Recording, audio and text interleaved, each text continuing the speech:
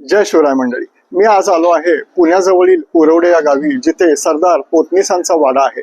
मुरारबाजी देशपांडे म्हटलं की आपल्याला आठवतो पुरंदरचा रणसंग्राम. त्या मुरारबाजींचे भाऊ म्हणजे त्र्यंबकराव, शंकराजी आणि त्याच्यानंतर महादजी. त्या महादजींचे जे वंशज आहेत ते हे उरवडे गावचं पोतनीस घराणं. येथील महादजी पोतनीसांचे चिरंजीव जे होते यशवंत पोतनीस, ते नंतर छत्रपती शाहू महाराजांच्या पदरी पोतनीशी करत होते.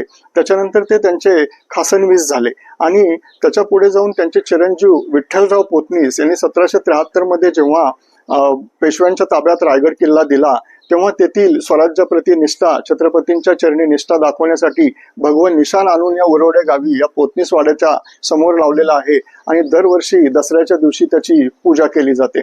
छत्रपती शिवाजी महाराज असतील, संभाजी महाराज असतील, राजाराम महाराज असतील किंवा नंतर छत्रपती थोरले शाहू महाराज असतील, या सर्वांच्या चरणी त्यांनी पोतनीस घराण्यांनी निष्ठा वाहिलेल्या आहेत. आणि या उरवडे गावाचं आणखी एक वैशिष्ट्य म्हणजे डॉक्टर बाबासाहेब आंबेडकरांनी ते 6 महिने मुक्काम केला होता आणि हिंदू हृदय सम्राट बाळासाहेब ठाकरे यांच्या पत्नी मीनाताई ठाकरे यांचंही हे आजोळ होतं. त्यामुळे बाळासाहेब इथे बऱ्याचदा आले होते.